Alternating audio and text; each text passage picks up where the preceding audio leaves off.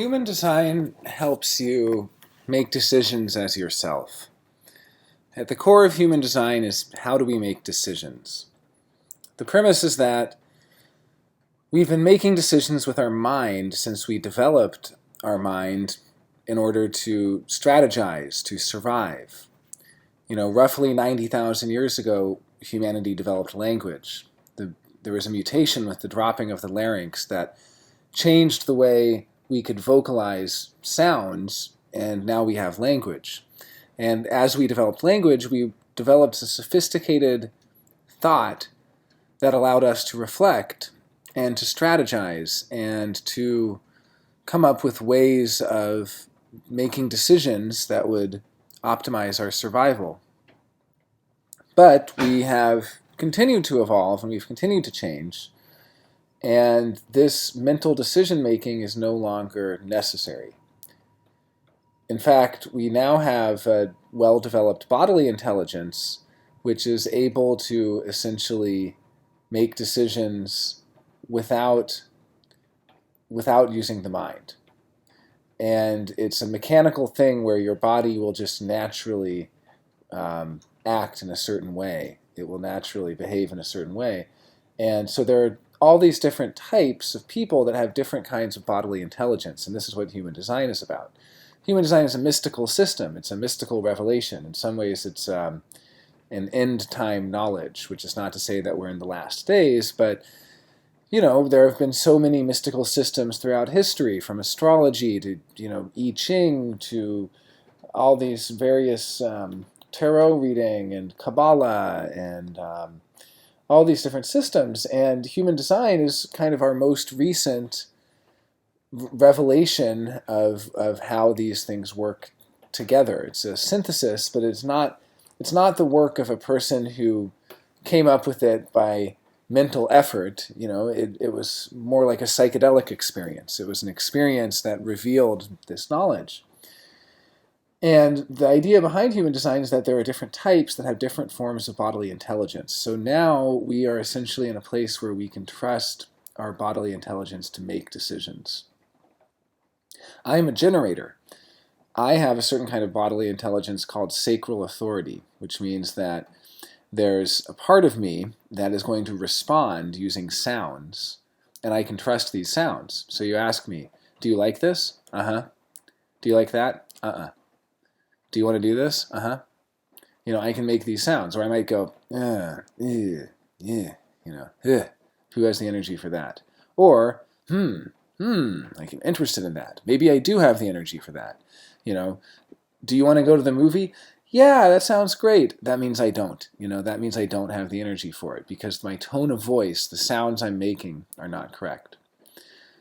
There are other types too. There are types that trust their spleen, for instance. The spleen is the center of intuition, is the center of intelligence, where their intuition tells them something, tells them duck or turn left, or they're driving down the freeway and the intuition tells them take this exit. And who knows why, but the spleen is picked up on something in a way. There are people who have all different kinds of authority. They have emotional authority, where they need to gain emotional clarity through a process of going through an emotional wave. Something happens and they have a strong emotional reaction, and they need to wait and not impulsively act until that wave is finished. So there are all these different kinds of strategies, and the main idea from human design is that we've spent so many years collectively, historically, generation after generation after generation, of making decisions mentally, because that was the only way we could survive. And starting a few hundred years ago, very recently, humanity has undergone certain mutations. We're now in a transitional form. Just like we transitioned from the Neanderthal to Homo erectus, or Homo sapiens, 90,000 years ago or so, up to 50,000 years ago. There was a transitional period. Right now, we're in a similar transitional period to a form which no longer needs to rely on mental strategies, on mental decision-making, on goal-oriented, focused, strategic, that kind of thinking. In fact, we can be more receptive. We can be more open to things. We're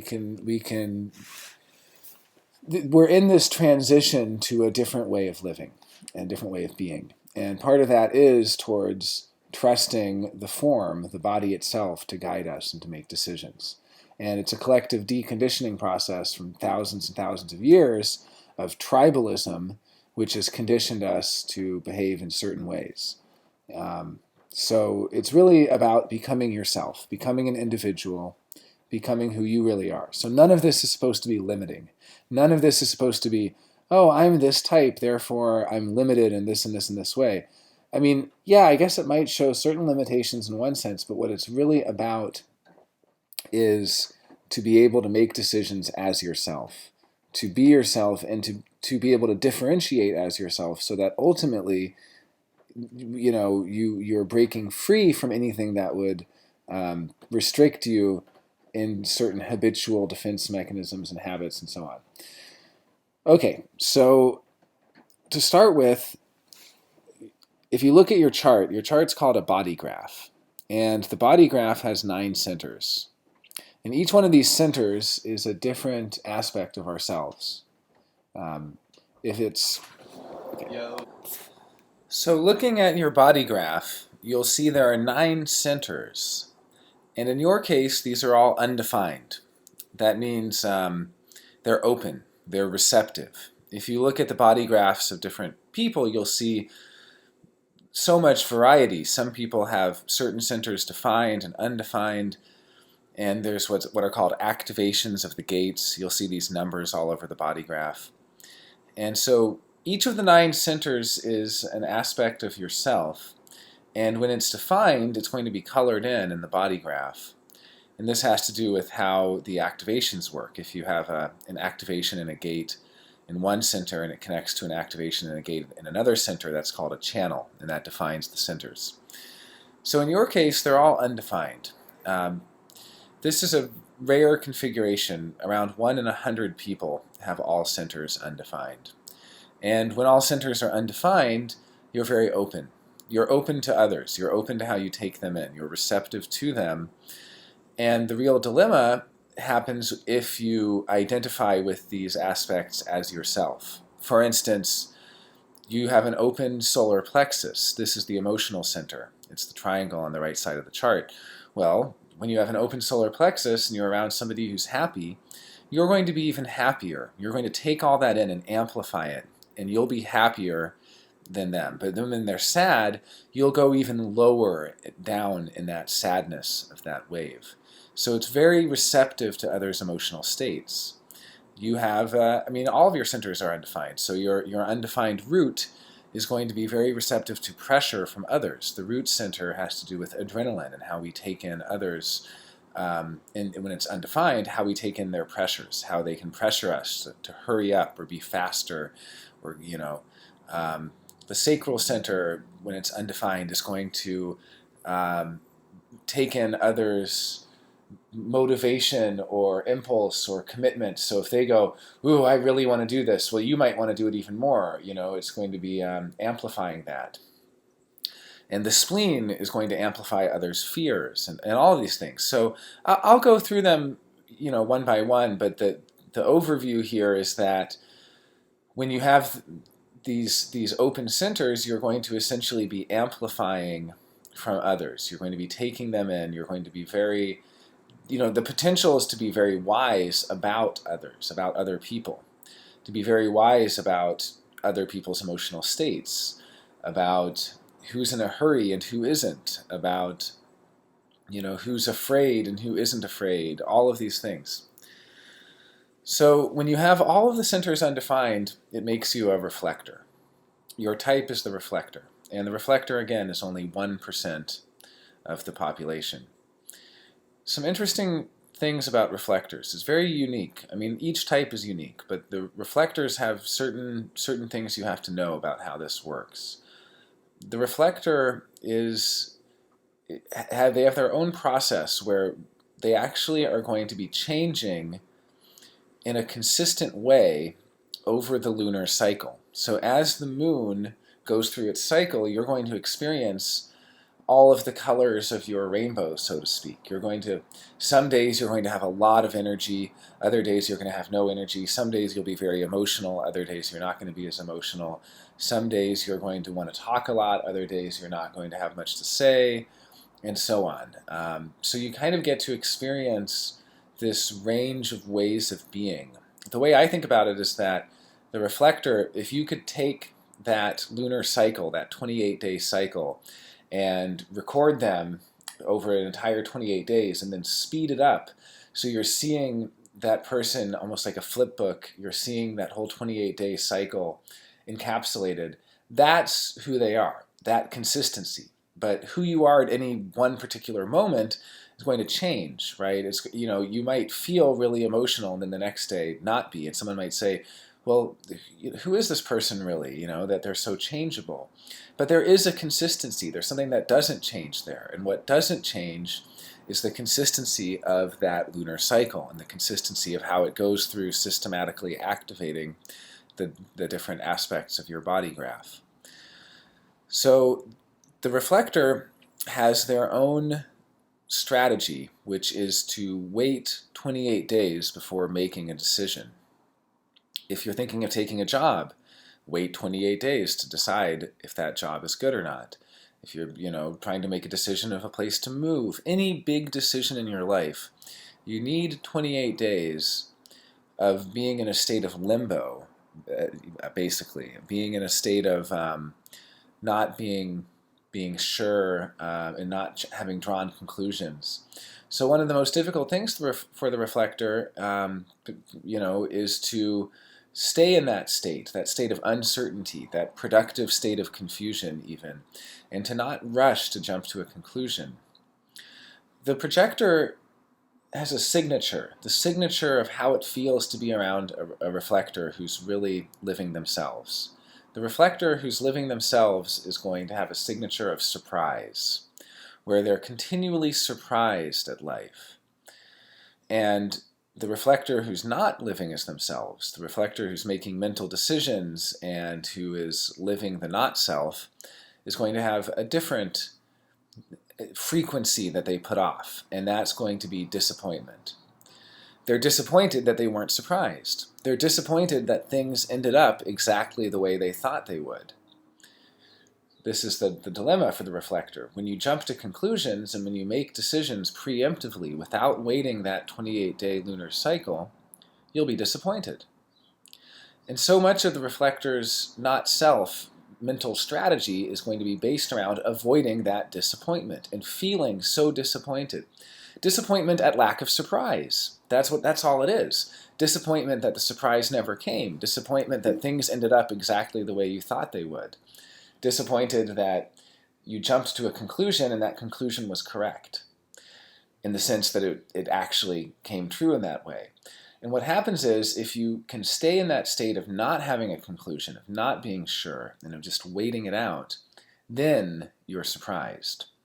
And during this waiting time, you're sampling other people. You're sampling their aura. There's an idea that aura, is a new age concept, meaning something that the body has, that the body possesses. No, the aura is simply the non-visible part of the body. You are your aura. Everyone is their physical, visible part of the body, and also this thing that you can't see but you can feel. Being in the presence of someone, you feel an aura that comes through them. Even in the tone of voice, you can detect a certain frequency that's, it's a similar thing. So the reflector aura is a sampling aura. It samples other people. It samples their opinions. It samples their ideas. It samples their perspectives.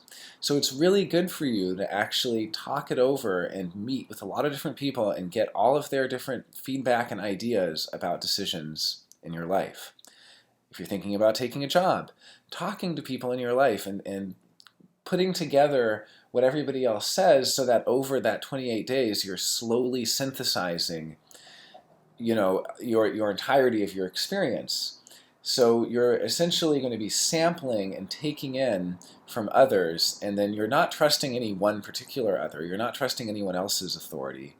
You're trusting your own synthesis that comes together out of that sampling that you do. Reflectors are highly susceptible to their environment, to their community.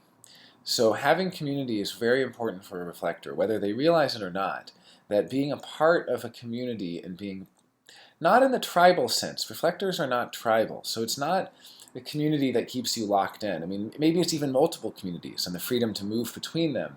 But in a way, you're the canary in the coal mine for the health of the community, for the health of the environment, for the health of that milieu that you're a part of.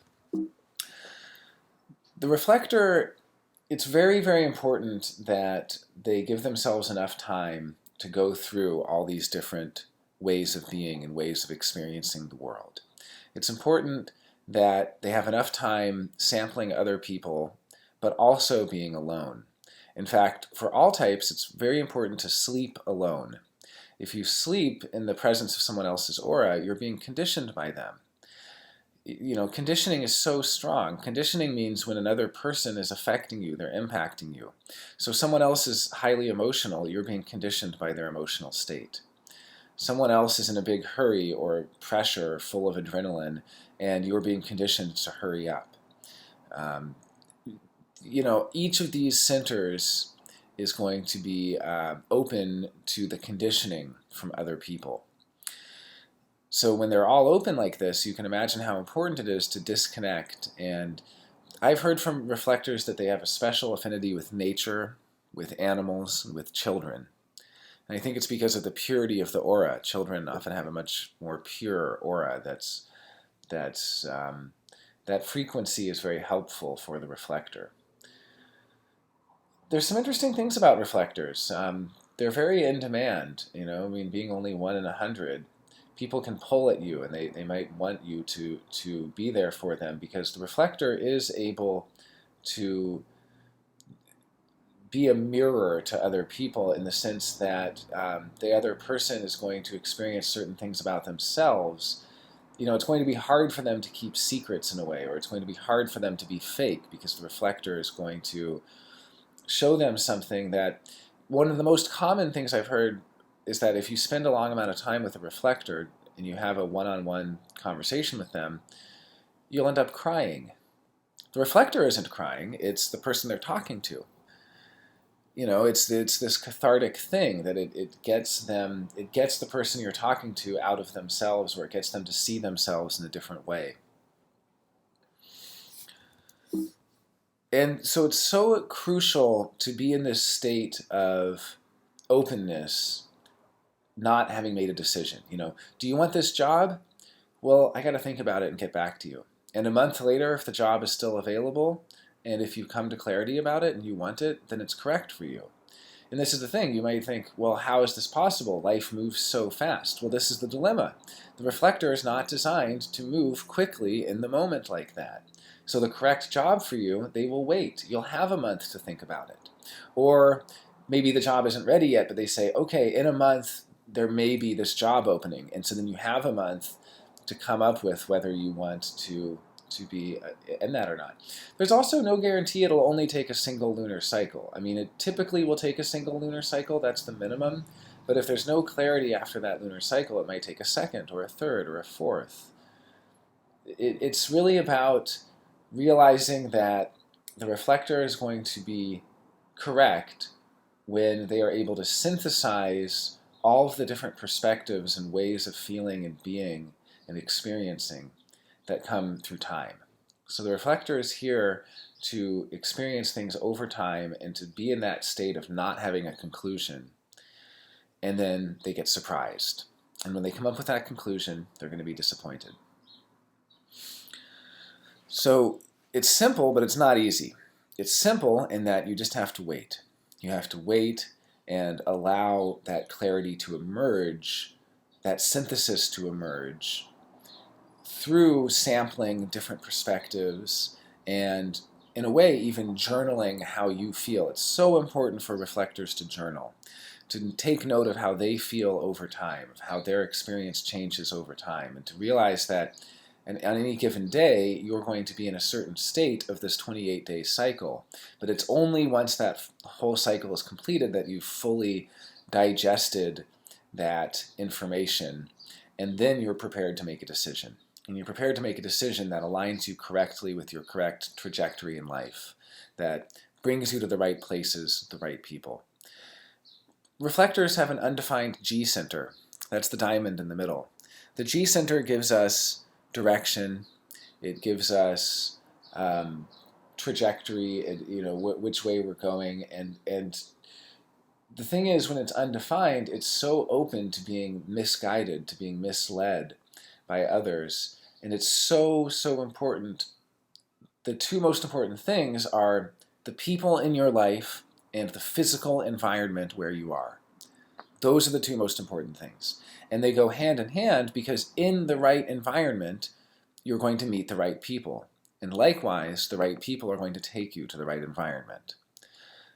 This is the thing, right? You're going to have the right people taking you to the right environment, but if you don't have the right people, it's a vicious cycle. So the most important thing here is to realize you don't have to find where you're supposed to be. You don't have to find the right environment. You don't have to search for it. The searching is the not self. It's the mind saying you have to do something. It's the mind saying you'd better find your right job. You'd better find the right love relationship. The G center is identity, direction, and love. And the mind is going to tell you you have to find these things and it's up to you. But really, the people in your life will find these things for you. They will bring them to you. And so it's about having the right people. What you have to do is practice discernment.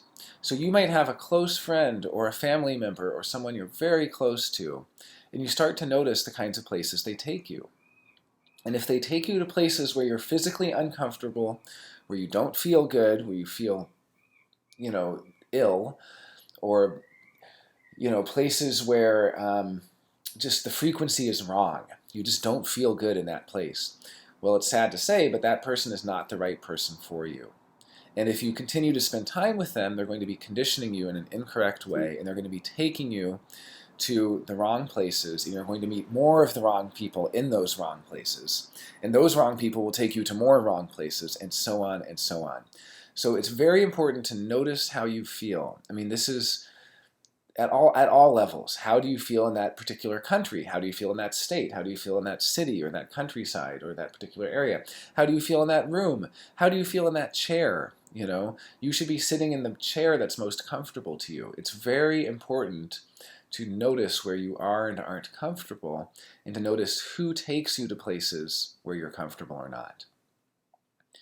Once you're in those places, you can be sure that the people you meet there will be correct for you, and they will take you to more places that are comfortable for you.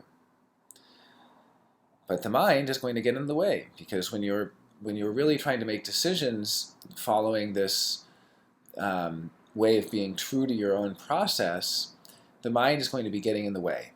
And so that's what I want to talk about now, because all of what I've been talking about so far is how to trust who you really are, how to trust your own process of waiting 28 days and of noticing your changes through that time, and of sampling different people's auras, and of synthesizing that information together to make a decision. That's all correct for you. But the dilemmas in life, the real suffering in life, come from what is not correct for us. It comes from the not self, the mind, the mental decision making. So when you have 9 open centers, it's like playing a game of whack-a-mole, where the mole might jump out of any one of those 9 centers at any point. The mole here being the not-self theme, that the mental defense mechanisms that are going to try to make you continue making decisions with your mind. So I'd like to talk about those not-self themes. At the core of the not-self, the foundational theme, is the ego, the heart center. It's the triangle that's kind of off-center, asymmetrical in the body graph. And that heart center, that ego center, it's the foundation of the not-self. It's the highest in the not-self hierarchy. It's the strongest conditioning and the strongest not-self theme. And it's beneath everything else. It's the final layer of the onion, so to speak. It is the strongest, deepest, hardest conditioning. And it's the thing that's going to be at the core. And that core, with the undefined ego, is going to be feeling unworthy, and it's going to be feeling like it has to prove something, like it has to improve itself, like it has to get better.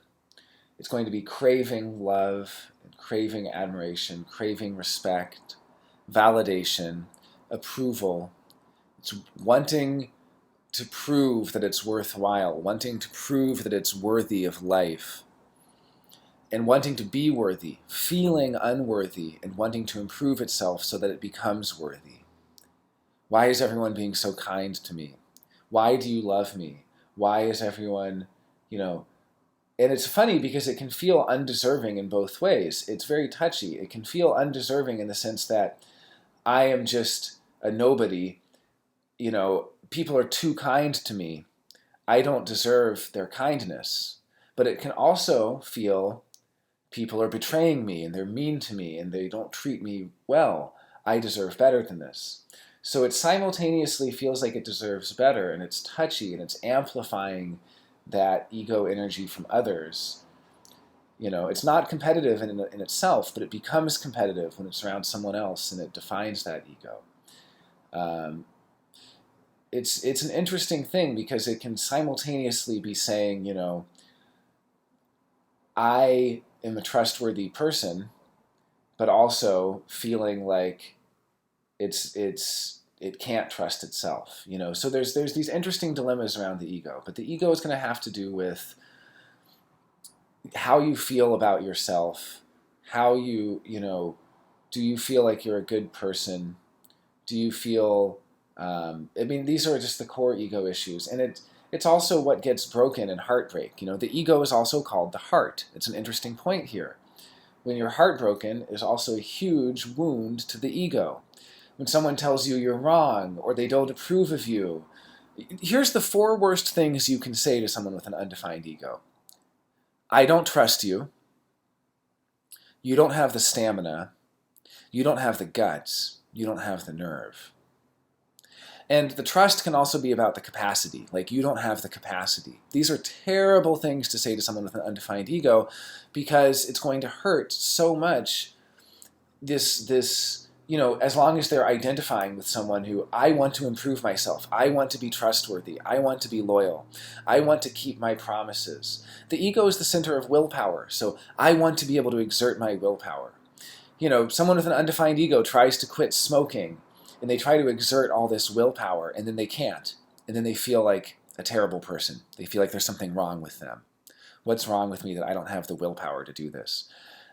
Making New Year's resolutions. What a joke. Undefined ego, you should never make a New Year's resolution. You know why? Because you're making a promise to yourself that you're going to exert willpower to try to improve yourself.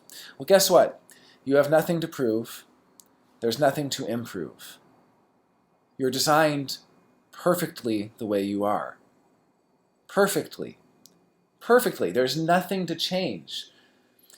Sure, yeah, you grow, you develop all of these things. You enter into your correct trajectory. You follow your strategy and authority, and you wait 28 days to make an important decision. That's not an improvement. That's just living yourself as you're designed, as you are. That's living who you truly are. It's not making who you are better. It's not making who you are change. It's the only change is that you're actually being yourself. So the undefined ego, this is the core. This is deep below 8 other layers. Each of the other centers is going to have its own theme. They're each going to have their own theme. And other people won't see this. They won't see that ego theme. It's hidden beneath all the rest. They're going to see your undefined throat. The undefined throat is the weakest of the conditioning centers, meaning it has the lowest impact on your decision-making process. That undefined throat just wants to get attention. It wants to be seen. It wants to be heard. It wants people to notice it. It wants to be able to communicate. It's the throat. It wants to talk. It wants to communicate. So people are going to see that. Oh, well, there's, that person wants to get attention. They're trying to get my attention.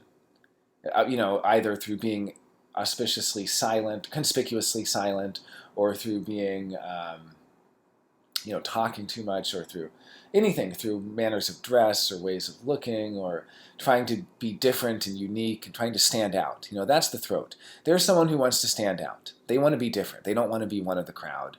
They want to appear different. And that's the throat, but that's not your core motivation. Your core motivation is to prove to yourself that you're worthy, to improve yourself so you become worthy. And you already are. That's the thing. So you have undefined ego. You have nothing to prove. Are you trying to prove things? Are you trying to prove someone disagrees with you? Do you try to prove them wrong? Are you trying to prove to people how loyal you are? Prove to them how trustworthy you are? Prove to them how warm you are, how much you care. Anything can be proved, can be attempted to be proven.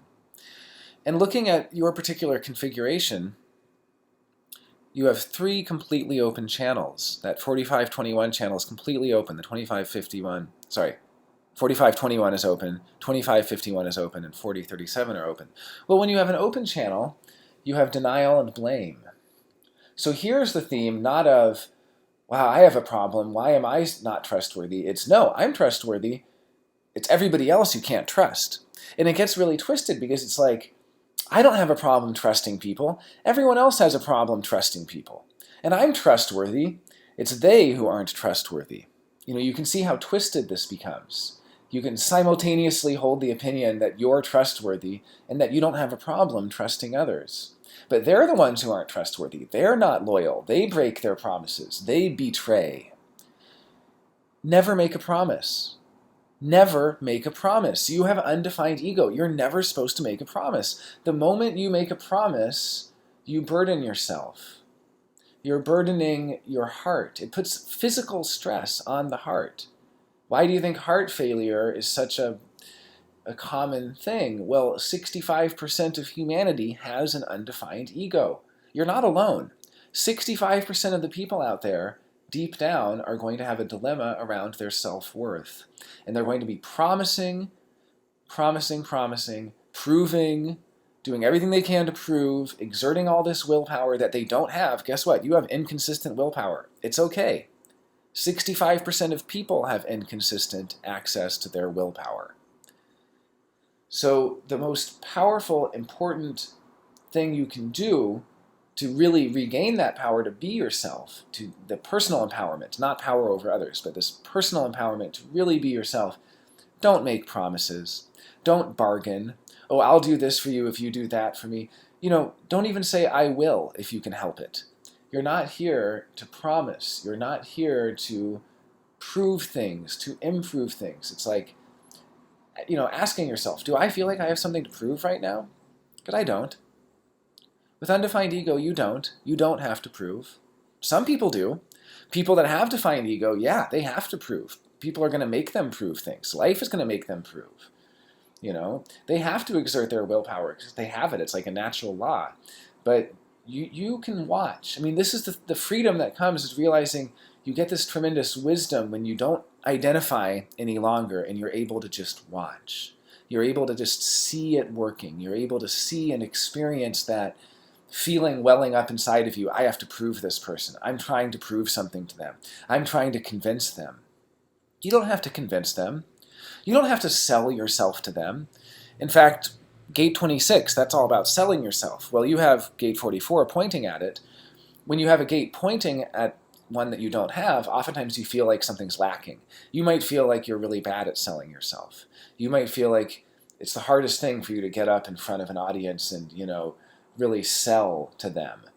Well, that's okay. You don't have to. You don't have to prove yourself to them. You don't have to prove your value. You don't have to prove how smart you are, what a caring, considerate person you are, how good you are, how loyal you are, how trustworthy you are. You don't have to prove any of that. If they're demanding you prove it, who cares? They're the wrong people.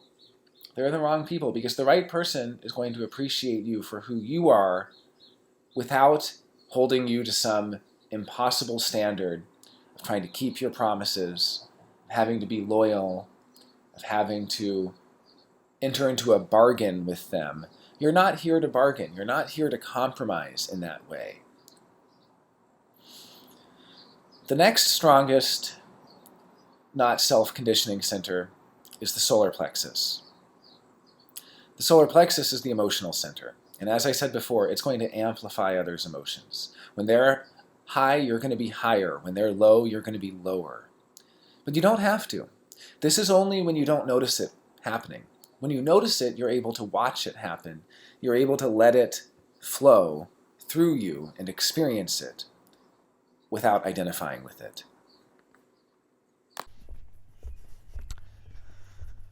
The not-self theme of the undefined solar plexus is avoiding confrontation and truth. It's avoiding confrontation and truth because it amplifies the emotions of everyone around it. So it's trying to minimize the potential for an emotional reaction. It's concerned that when the other reacts or has a strong reaction emotionally, that the person with the undefined solar plexus is going to amplify that emotion, is going to feel it so much stronger than the other person. It's very vulnerable. And it builds this mental defense mechanism around not rocking the boat. You can see how these not-self themes can connect. For instance, the not-self theme of the undefined ego, trying to prove yourself, and the not-self theme of the undefined solar plexus, not rock the boat. I'll prove to you how good I am at not confronting you, at not calling you out. I'll prove to you how good I am at turning a blind eye. I'll prove to you how I am able to avoid any painful truths, anything that might cause pain. So this avoiding of truth, it's wanting to avoid letting the other person down, to avoid disappointing them. And ironically, perhaps, in the case of the reflector, it goes something like, I can avoid disappointment myself if I avoid disappointing others, which leads to disappointment. And again, the disappointment for the reflector is about, I came to a conclusion, I made a decision, and what I thought the case was is exactly how it ended up. Basically, the disappointment that nothing changed. The disappointment that there was no surprise.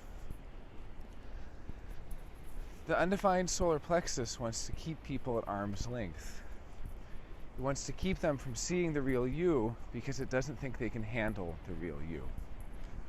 This is what's interesting about it compared to the undefined ego. The undefined ego is just about yourself. There may be some denial and blame around other people saying, I don't, for instance, the undefined ego might say, I don't have a problem being trustworthy. Other people have a problem being trustworthy.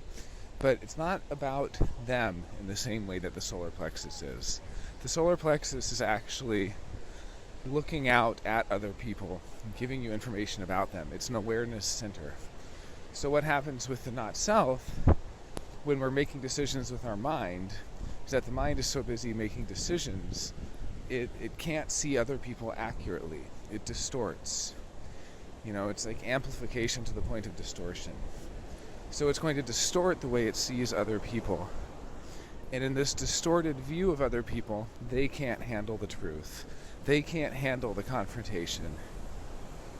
I would add, the same denial and blame themes can compound in here, where it goes, I don't have problems with intimacy. Everyone else has problems with intimacy.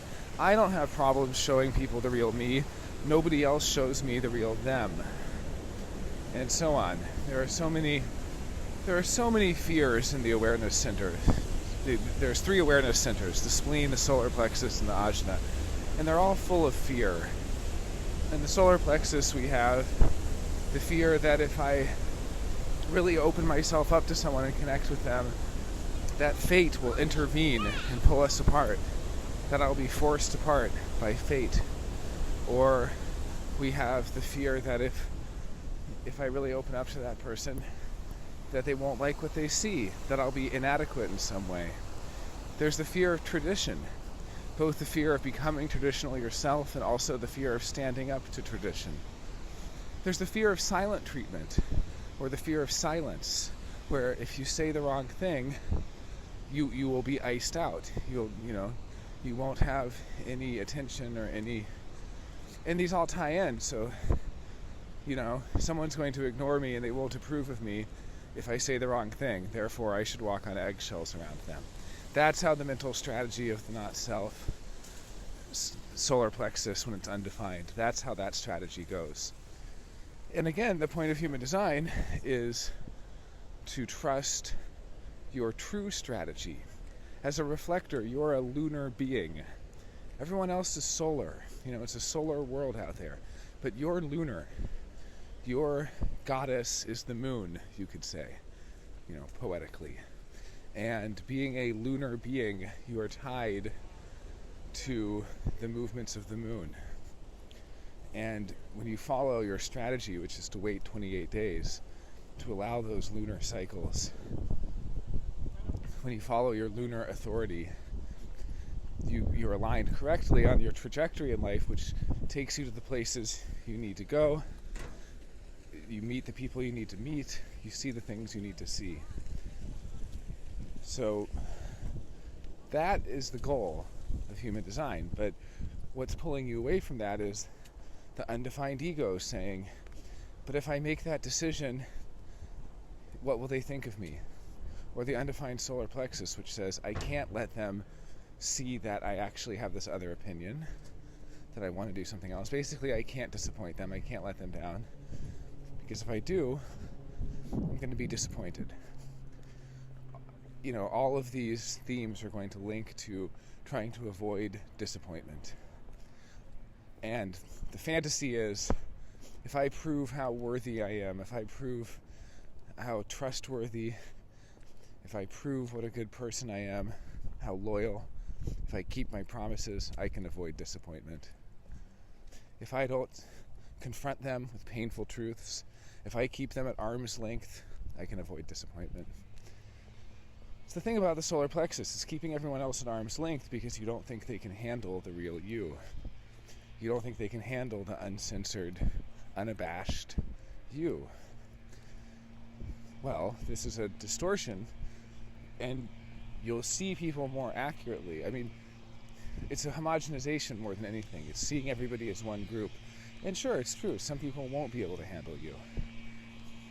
But some people will.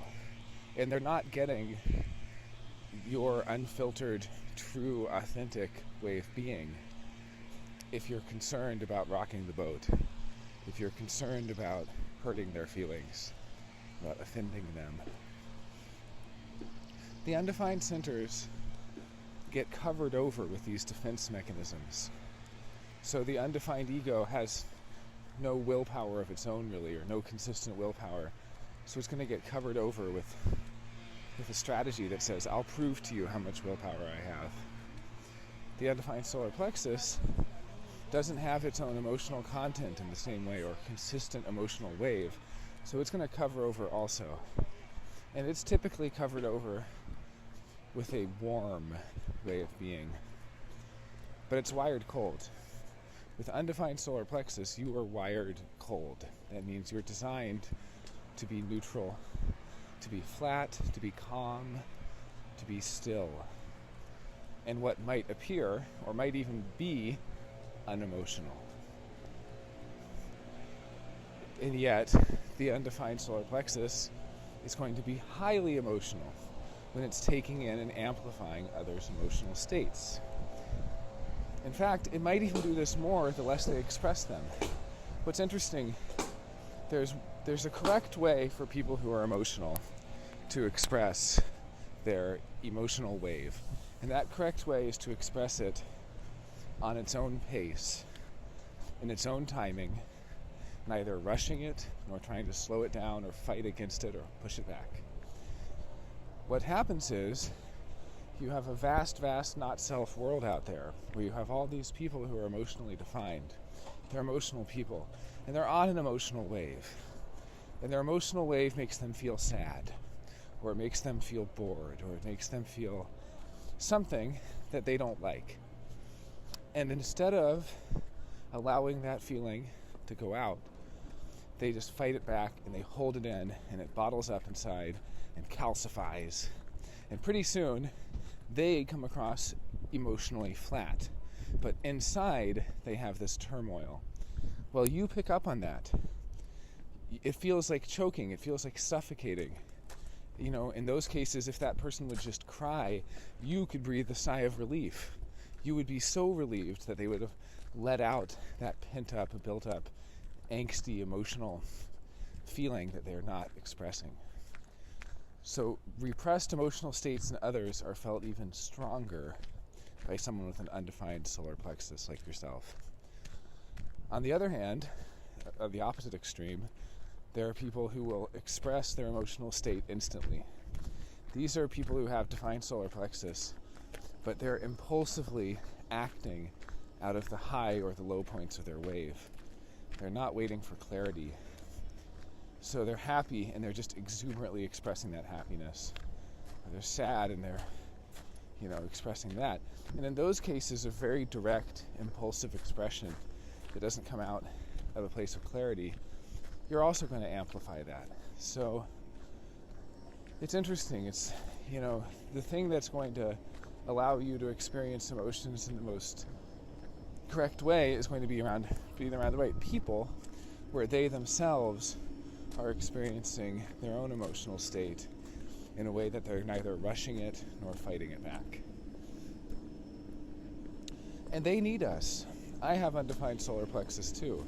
And it's something I've learned is that the people who have it defined need those of us with it undefined to confront them. What they need from us is precisely what we're afraid to do, to tell them the truth. And the truth is, we see what their emotional state is, and we can tell them what their emotional state is, because they don't notice it. They don't really know. They don't realize they're high on the wave and they might not feel that way tomorrow, or they're low on the wave and they might feel better. They feel like the way that they feel at that point in time is going to last forever, or like it's the truth. They feel that they have this truth in that particular moment, and we need to remind them, no. You're exuberant right now, but you're not being yourself. You're not, just give it time. Or, wow, you seem really down about something. And they don't realize they're down. They don't realize it. So people who have emotional definition need those of us who lack emotional definition to confront them. You also have undefined G center.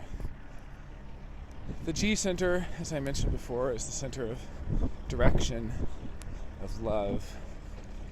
It's the center of identity. When you have an undefined G center, as I mentioned, the most important thing for you is place. And in the right place, you're going to meet the right people who take you to more of the right places. So therefore, it's kind of place and people in your life. I guess the two most important things. But I think of place as primary because the G center is about a sense of place and a sense of direction, and having that sense of direction.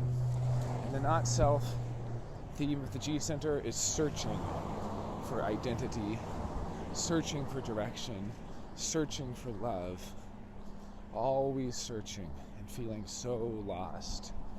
So this feeling of being lost and not really knowing where to go, not really knowing what's right for you, not really being sure if you're with the right person. These are G-center dilemmas. And the solution to the dilemma is to realize it's supposed to come to you. When you have an undefined center, that is something receptive in you. You receive direction from other people. If they're the correct people, they will give you the right direction. You're not supposed to find where you're supposed to live. You're supposed to have people that you know guide you there and help you find that. So instead of going out and looking at 20 different places to live, you tell people that you know that you're looking, and that they will then come to you and say, come to this place. And you go there, and it feels not so great, then that person doesn't really know you, and they're not going to be one of the people who can take you to the right places in your life. Someone else takes you to a place that feels amazing. Well, this person will always take you to places that feel amazing then. It's just the way it works. So instead of trying to find, instead of searching, instead of looking, where is it, where is it, where is it? You just practice discernment. It's so different. You practice the discernment of really seeing who in your life takes you to the right places. So this is so different. Discernment is so different than searching. And with that not self undefined G center, it all ties together. So it's going to be, I can avoid disappointment as long as I find the right place with the right people who won't call me out and I won't call them out. That's the solar plexus right there. We'll keep each other at a safe distance. They're not going to call me on my stuff. I'm not going to call them on their stuff. We'll just let each other be without confronting each other. And if I can find that right place and those right people who really care about me and admire me and love me and respect me and appreciate me, then I can avoid disappointment. But there's always a sneaking suspicion, and it's not real. There's a sneaking suspicion that disappointment is inevitable. This is the thing that we realize, is that in the deconditioning process, where we're going through these layers and layers of stuff we've learned, been told, experienced, that we're kind of shell-shocked. Collectively as a human race, we're all avoiding whatever that theme is for our particular type. So the generator is going to get really frustrated. Well, they're going to spend their lives trying to avoid frustration. The manifester is going to have problems around anger. They're going to spend their lives avoiding anger. And anger and frustration are different. They're different animals. The projector is going to avoid bitterness. That's its own thing too. Bitterness is not the same as frustration or anger. And you as a reflector have a mind that's organized around avoiding disappointment. If only I find the right place, I'll avoid disappointment. If only I have the right career path, the right trajectory, the right identity, I'll avoid disappointment. You have undefined spleen. This is the theme of holding on to what isn't good for you. Of holding tightly to things that bring you safety, security, that bring you a good feeling, essentially. So with the undefined spleen, there's going to be this theme of clinging, of holding on and refusing to let go. And it's so odd when you see the undefined spleen with the undefined solar plexus together, because the solar plexus is afraid of intimacy. It's afraid of getting too close. It's afraid of revealing itself to the other person. It's afraid if it really shows the other person who it really is, it'll be rejected. Well, that's the ego, but nevertheless, it feels that the other can't handle it. And the spleen wants to keep the other around, wants to keep them close, doesn't want to let go of them, has attachment issues, separation anxiety. It's afraid. It's another awareness center, so fear is so big here. It's afraid of responsibility. It's afraid its life won't have a purpose. It's afraid of what might come in the future. It's afraid of the past catching up with it. It has all of these different fears and more. And all of that fear can be alleviated temporarily when it's around somebody who activates it, who defines it. So just like when you're around somebody who defines your solar plexus, you're going to feel happier than their happiness, or sadder than their sadness. And it's so much more. I mean, the solar plexus is full of music and art and life, and it's so juicy. Food tastes better, music sounds better, colors are brighter when your solar plexus is activated. The spleen feels safe, secure, and a general feeling of well-being, of health. It rules the immune system. and our sense of, like, when we feel crummy, when we have a cold, when we feel sick or not, if we feel run down or ragged, or if we feel energetic and feel good.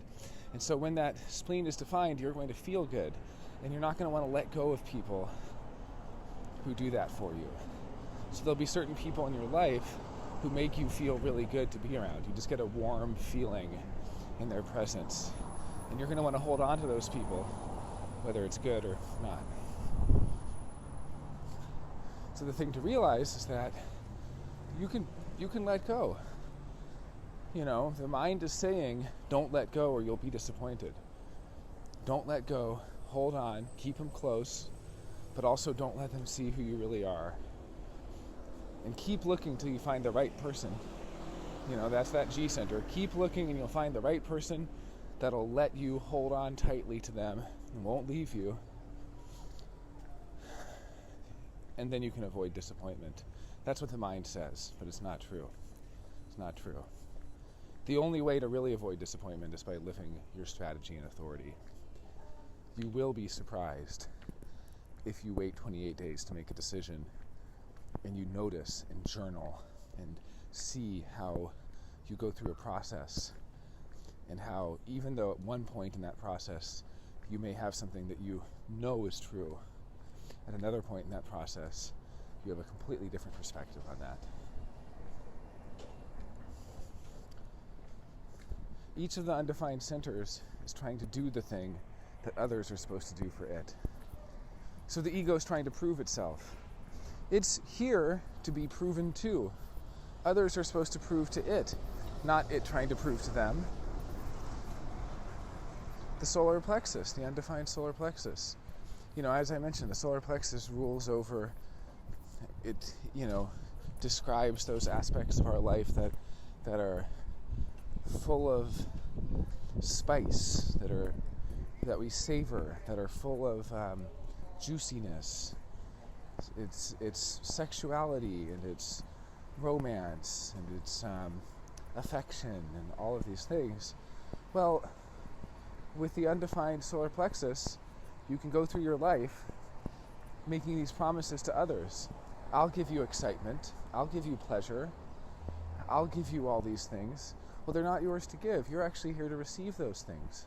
Your whole life, people will be offering you opportunities for pleasure, opportunities for excitement, for adventure, opportunities to be happy. Now, these all have a flip side. They'll also offer you opportunities to be sad. They'll offer you opportunities to be bored. So the solar plexus is about excitement and boredom as well. These are a polarity. But my point is, people offer these things to you because you're undefined, so you're yin, you're receptive, you're taking them in, and it draws them out of people. So you don't have to go around offering people these things. You know, the spleen might offer other people a consistent sense of well-being or safety. You don't have to offer them safety. They can offer you that. Survival, you know, things like that. The sacral center never knows when enough is enough. The undefined sacral, anyway. The defined sacral has a certain amount of energy, and it uses that energy, and it's exhausted, and the person gets tired and falls asleep. And they recharge that battery. They recharge that energy. It's like starting every day with a full tank of gas. By the end of the night, the gas is empty, and you fall asleep. So for someone who has a defined sacral, if they actually have that sacral energy, it's so important for them to use all of their energy each day, because otherwise they don't sleep very well. But for you, with the undefined sacral, it's important to go to sleep early, to go to sleep on time, to get in bed an hour before you're going to go to sleep, and just relax and wind down. Because you don't have that consistent energy, but you can feel like you do, because again, this is the not self. So the person with the undefined sacral is going to work even more, even harder than the person with the defined sacral, because they're amplifying that energy that they don't have, really. So they're going to stay up later than the person with the defined sacral. They're going to do more. They're going to work harder. And then the root is a pressure center.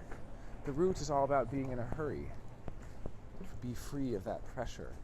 You have pressure of things you have to do, and you can't relax until your things to do list is over. So you have this intense pressure that you feel that you need to do these things.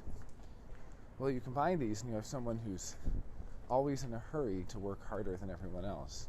So you're going to work harder and you're going to work faster.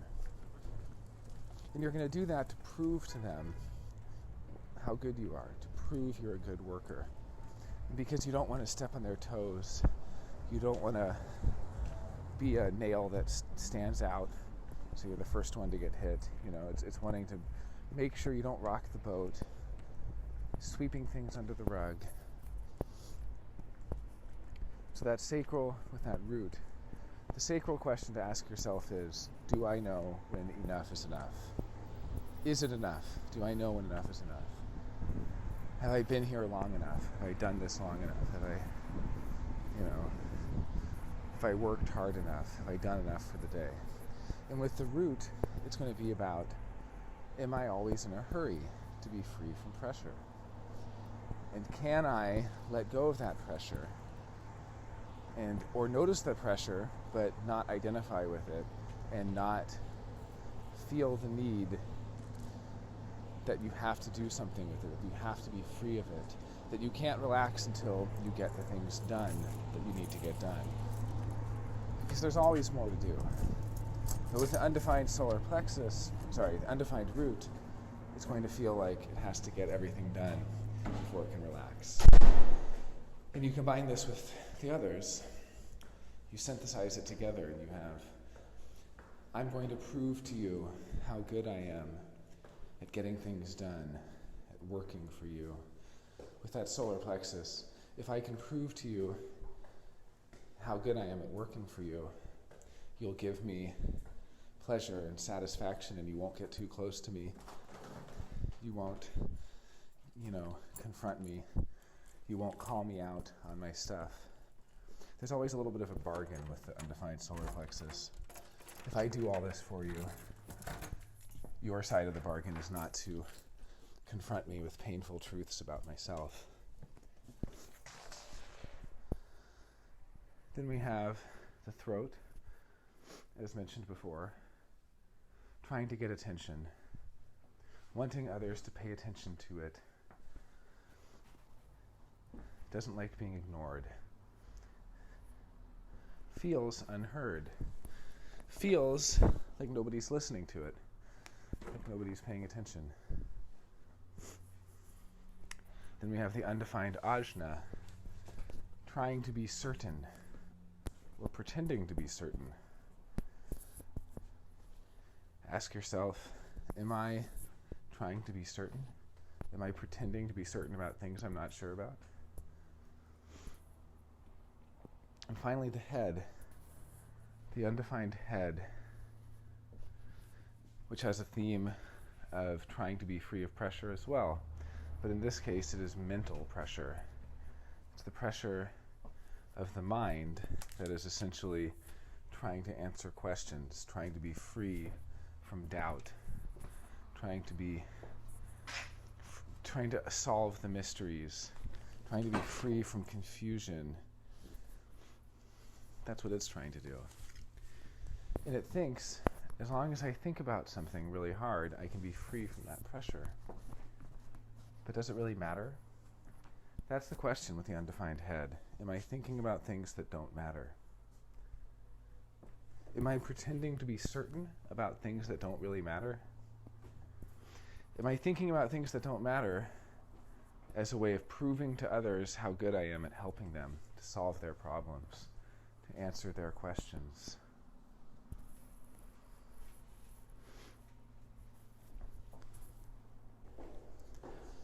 So these undefined centers, these areas of our life that bring us so much suffering, that bring so many dilemmas,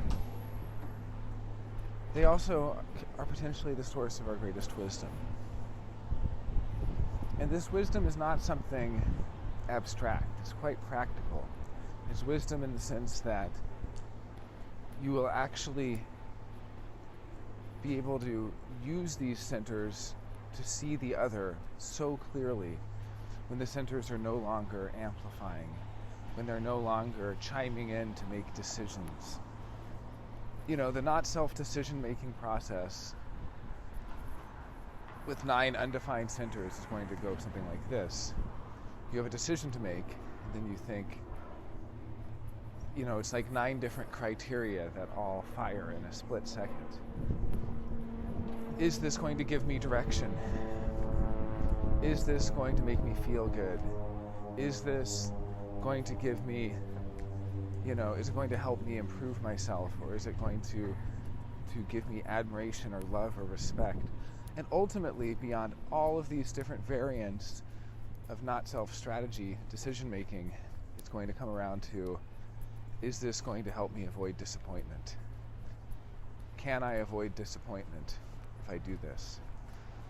And so the decision-making is all based around this avoiding disappointment through escapism, through searching, through proving and improving, through working really hard, putting in hard work, through moving faster, speeding around, hurrying up, all these different attempts to avoid disappointment, holding on tightly, not letting go.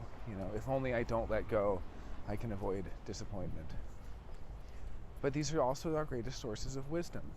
That same undefined head, which is thinking about things that don't matter, can also be noticing who is really inspiring or not. That same undefined heart that's making promises as the not self, that's promising to be better, to improve, when it stops doing that, it's able to know who is truly trustworthy or not.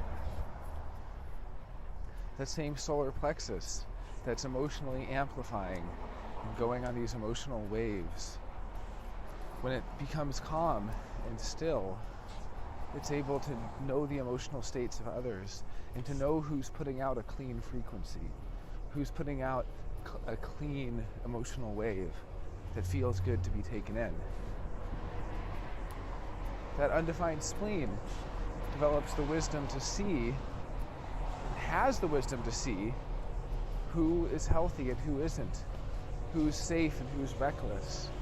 But it has that wisdom, that capacity for wisdom, only when it's no longer making decisions, only when it's no longer holding on tightly, refusing to let go. So each of these centers has the potential to bring you wisdom, and reflectors are potentially the wisest of us, with all 9 centers open. But this is a potential. This is not a guarantee. Because what happens to most people is that they get worn down by the resistance of life. We live in a thick conditioning field, the deepest homogenizing forces you can imagine, of family, of culture, genetic influences, everything that's basically keeping us locked in habitual states of being where we can't mutate, we can't really differentiate, we can't become ourselves as long as we're identifying with these collective homogenizing norms that really aren't us. And the reflector, historically, has been the agent of the program, so to speak. I think of the reflector almost like a cosmic police force. The reflector, because they have all 9 centers undefined, that's potentially, the most not self you can imagine, the 9-headed hydra of the not self. And because reflectors have this, they also have the opposite potential. They have the potential to undergo the most radical transformation and to have the most wisdom because of that openness that allows them to see so clearly when those centers are no longer amplifying and distorting everything that they're taking in and identifying with it. To identify with something is to say, that's me. So when you identify with your emotional state, you're saying, I'm sad. Well, you're amplifying some sadness that someone else was feeling. When you're identifying with the ego, I'm worthy or I'm unworthy, same thing. You could be amplifying others. You could be amplifying their fears. You could be amplifying their sickness or their health. All these different things that we don't really think about. We don't really notice how profound the impact is of being in the presence of another person. When you're sitting in their aura, they're putting something inside of you. They're putting their aura. It's amazing to think about how much at a physical level we condition each other. But the reflector is it's a special case. Not often I do readings for reflectors. And it's not often that reflectors,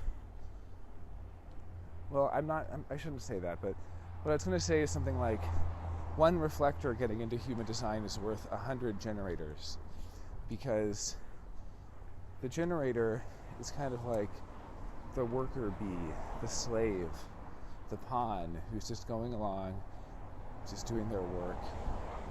And the reflector has such a different potential. The generator puts out the frequency of life force on the planet. So changing generators is no small thing. We live in a world full of frustration because 70% of the people here are generators. And the generator's not self-theme, is frustration. So yeah, there's reflectors out there who are so disappointed, but they make up such a small amount of the population that the frequency of the world is not disappointment. But there sure is a lot of frustration out there. You can feel it. You can feel the frustration just pulsing off of people. And the same with bitterness. Yeah, there's only 1% of reflectors. Only 1% of the population of the world is reflectors. But 70% is generators, and 20% is projectors. And projectors get bitter. They get so bitter. And even if you're a generator, you can have projected channels, which means you have aspects of yourself that are like the projector. In your case, you don't have either of these. You may feel that bitterness, but that's not you. You're picking up on the bitterness of others. You're not the cynical, jaded, bitter person. That's the not self of the projector. They're sour to life. Oh, they have the potential to be sweet, the potential for so much sweetness, the potential for success. But when they don't get it, when they aren't recognized, when they aren't credited, oh, they get bitter. So bitter that they're growing older and their old classmate is making more money than them, is more successful than them, is more popular, is being recognized. Projectors get bitter when they're not recognized. When they're not recognized for their talents, for their skills, for who they really are, for their ability to support. You name it. Everything under the sun you could imagine being recognized for. And of course, a given projector is not going to want to be recognized for all those things. They're going to want to be recognized for something very specific. They're going to want to be recognized for something specific to them that makes them feel irreplaceable, that makes them feel necessary. And when they're not recognized, they get bitter. Just like the generator, they want something that satisfies them. When they don't get that, they get frustrated. So there's a world out there of just this tremendous not self frequency of frustration and bitterness. And yeah, when you get a generator into human design, that's great. You're actually making the world a better place, quote unquote, because if one person stops putting out that frequency of frustration and they actually find satisfaction in their life, well, it affects everyone. I mean, to a degree, it's all relative. It's a drop in the pool. But the reflector is a special case. If you get a reflector into human design, reflectors they're agents of the program, I mean, I'm using the program kind of as a euphemism for the homogenizing forces. Because the projector, they're going to guide people. The generator is going to be guided. But the reflector, they preside over mutation in some way. They preside over change. I like to imagine in the old days the reflector is the one who pointed out heresy, who pointed out people who were bucking the norms. There's somebody who's mutating. There's somebody who doesn't fit in, and then the king would, have that person executed or something. That the reflector was essentially the agent of maintaining homeostasis, of preventing change. And that now they can actually be the opposite. They can be the ones who know who has the potential to change, who really is on that mutative edge. Because, humanity doesn't change all at once. It's not all mutating all at once. It's not like everybody is constantly undergoing change. At any given time, there's a very, very small amount of people who are actually going through some sort of transformative process. And the reflector can see that. They have a natural talent or a knack for seeing that.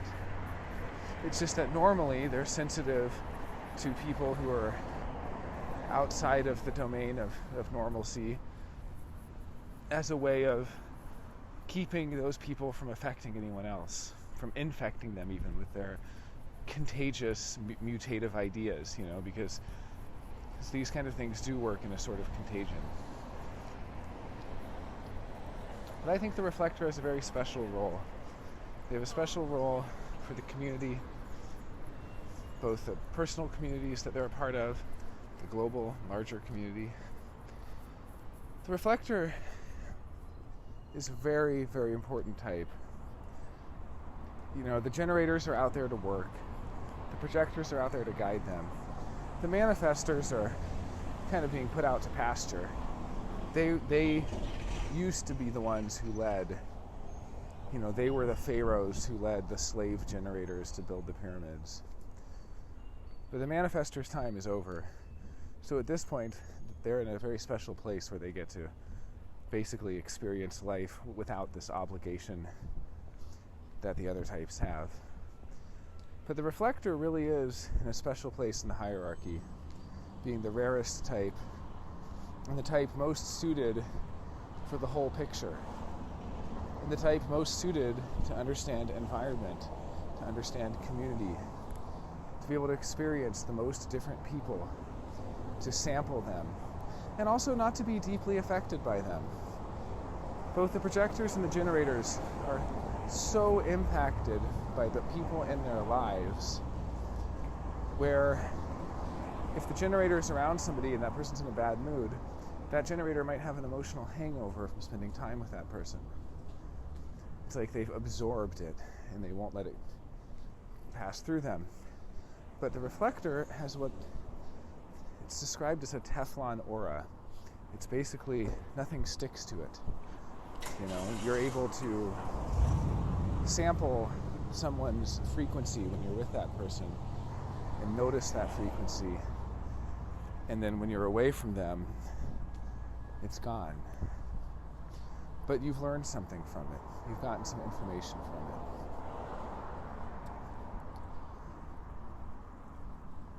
I'd like to wrap up by talking about profile. Profile is a deep subject. I could go into it for an hour or more easily.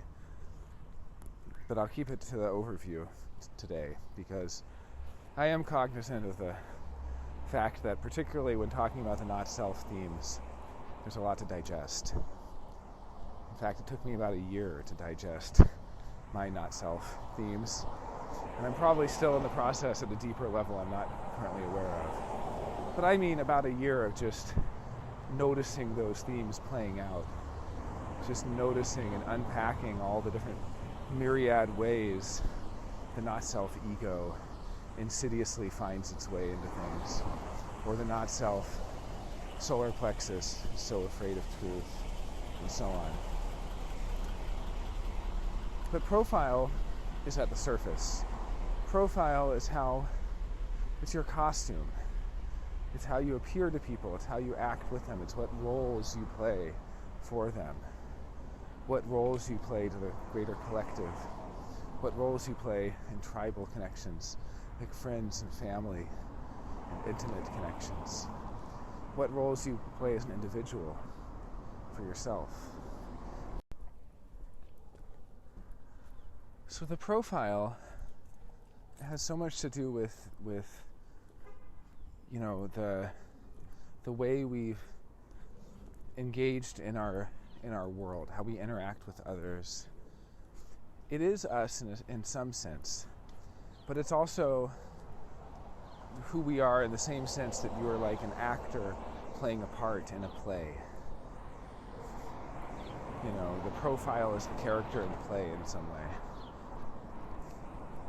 And so it's not meant to be identified with in the same deep way that you might connect to other aspects of what makes you who you are, or your uniqueness. It's somewhat of a generic. But at the same time, in the same way that Hamlet is a generic, well, different actors play Hamlet different ways, and certain actors make it their own. So there's the same challenge with profile. Is like, how do you take this generic thing but really make it your own? Do it in your own way that nobody else has ever done before, and nobody else will ever do since, or in the future. So you're the 1-3. 1-3 is the investigative martyr. So you're an investigator and you're a martyr. These are the words the keynotes, if you will, that summarize the processes. Now, there are plenty of other words that could describe these processes, but the investigator and the martyr are ways to think about or envision what these processes are. Now, every profile is made of 2 lines. The lines are from the Chinese I Ching, the hexagram, the 6 lines of the hexagram. So your first line, conscious, and third line, unconscious. So you have a combination of the first line, conscious process of the investigator, which is investigating things. It's introspective. It wants to learn things. It wants to get to the bottom of them. And then you have an unconscious martyr. And the martyr is willing to throw it all away, to burn it to the ground and start over, to sacrifice themselves to raise the alarm that this isn't working. So it's an interesting, it's the foundational profile. It's the very first profile of all the profiles. It's the very first one.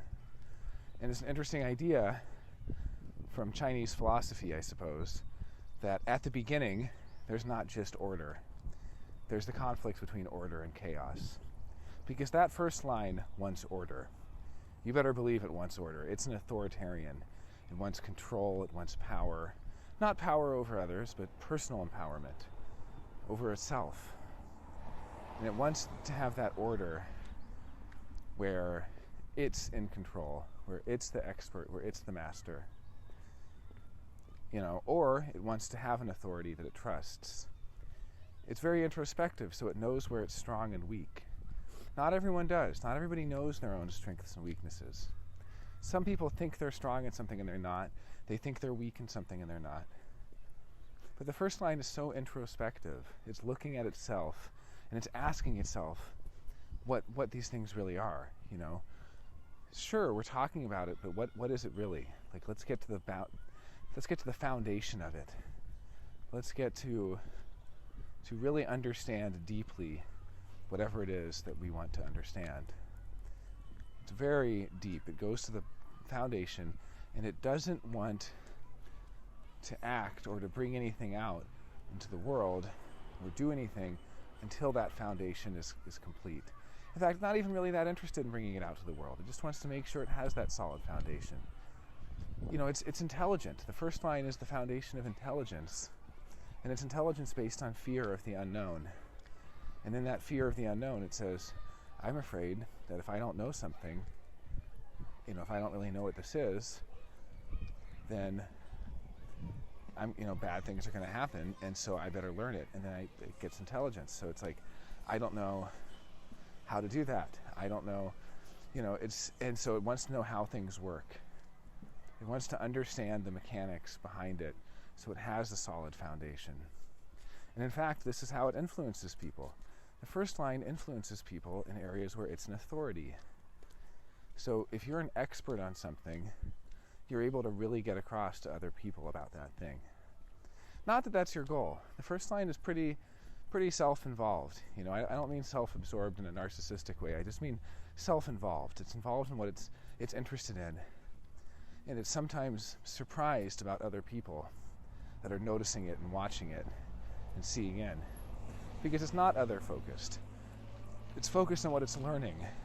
It's focused on studying. It's focused on going from apprentice to master. It's not, going to do a surface reading. It's going to really go deep. That first line has to go deep. And in order to do that, it has to have a certain amount of order, and it has to have a certain amount of structure. And it appreciates the bonding of weak and strong. So it appreciates when it's weak in something, it can find a strong master to apprentice under. Well, that third line is so at odds.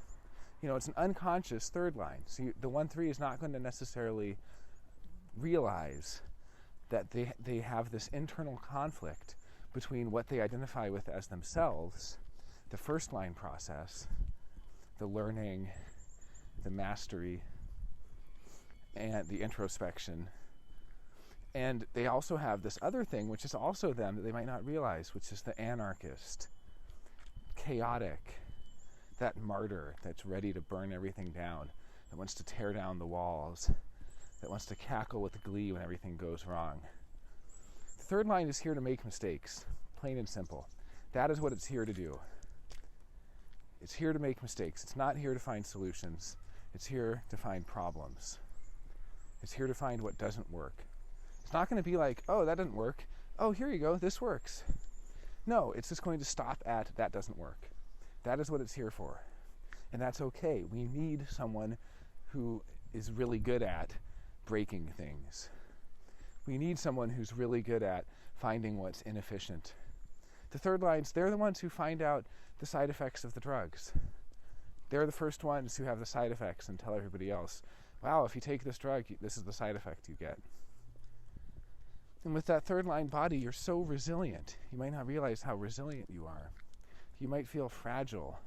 The first line has a bit of a inferiority feeling, or feeling like it's not good enough because it's trying so hard. It sees the other being the master, and so it's fundamentally insecure. That's really the word. The first line is fundamentally insecure, and it's trying to be secure. And that attempt to be secure is what gives it so much depth.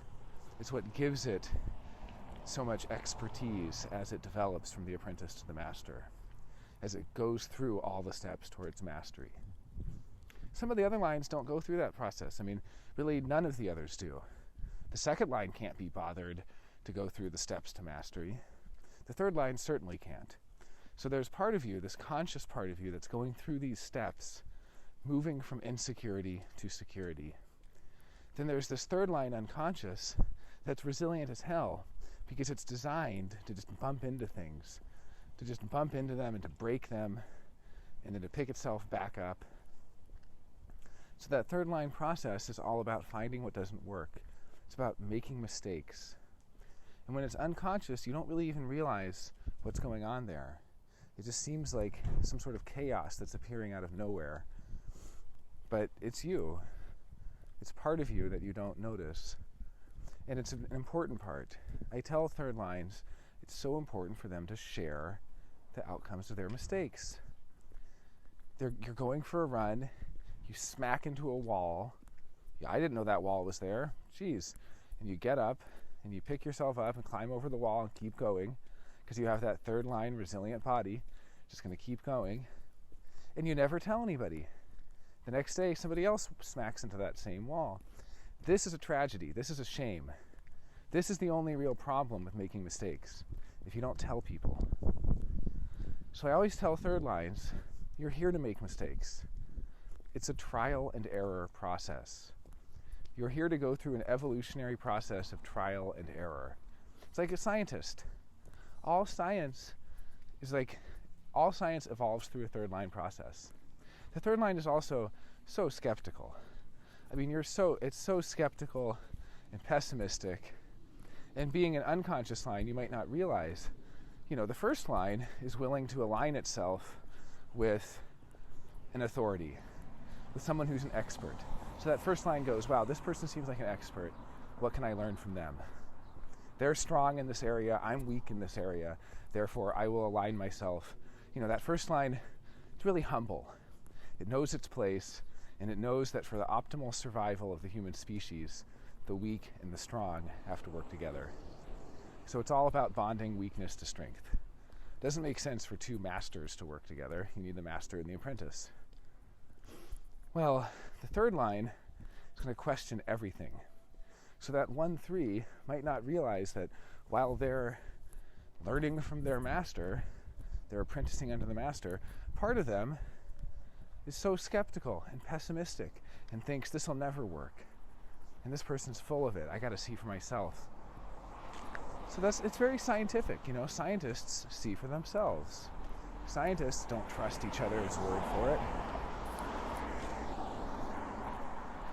So the 1-3, the investigative martyr, there's so much more I could say about it, but the practical thing to realize is being a first line, it's so important for you to have mentors, to have people you learn from, to have teachers, and you yourself to be a teacher in the areas where you are an expert. And it's so important for you to move from that process of insecurity to security. And then having the third line unconscious, you're here to make mistakes. It's okay. You're here to break things. The third line bonding strategy is bonds made and broken. So you're here to end and start and end and start and end and start relationships. And when you only live out that conscious first line process and reject the third line unconscious, you get into trouble. There's so many 1-3s in relationships they can't get out of because that first line gets stuck in the relationship because it wants that stability and it's very humble and it wants to just, really dig into things and find that solid foundation. And that third line is being ignored because the third line craves the exotic.